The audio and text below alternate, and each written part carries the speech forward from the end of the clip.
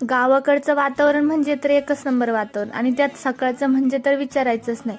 नमस्कार, मी आहे गाथ्याची आई. सकाळचं कुणी लवकर उठो न उठो, पण दुर्वा सर्वात अगोदर उठून तयार असते.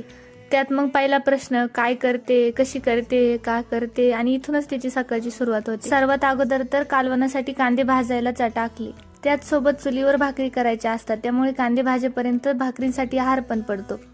आणि चुलीवर कांदे भाजले की कालवणालाही पण मस्त टेस्ट येते. आतमध्ये कालवण करून घेतलं आणि तोपर्यंत भाकरींसाठी चुलीला आहार पण पडला होता, त्यामुळे लगेचच भाकरी टाकून घेतल्या. मला गावाला आल्यानंतर सर्वात आवडणारी गोष्ट म्हणजे ती चुलीवरची भाकर. करायलाही पण आवडते आणि खायला तर खूप आवडते. भाकरी करून झाले आणि मग बाकीची कामे आवरून घेतली.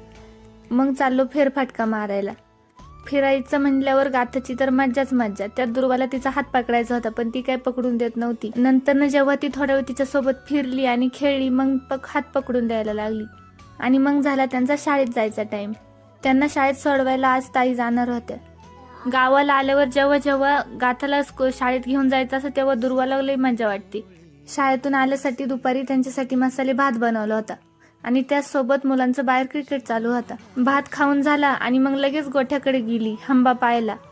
आज संध्याकाळचा मेनू होता शेवंती. आधीच्या बाया जशा शेवंती करायच्या मी तसं बनवायचा ट्राय केला, पण आपल्याला काही जमत नाही, म्हणून मी आपलं रेग्युलर करते. गाथालाही पण मला बनवताना पाहून खूप मजा वाटत होती, त्यामुळे तिला पण तसंच करायचं होतं. नंतर मग तर दुर्वानेही पण आम्हाला करताना पाहिलं आणि मग दोघीही पण मला करू लागायला लागल्या. तर असा गेला आमचा आजचा दिवस. भेटूया पुढील व्हिडिओमध्ये. व्हिडिओ आवडल्यास चॅनलला नक्की सबस्क्राईब करा. Bye bye.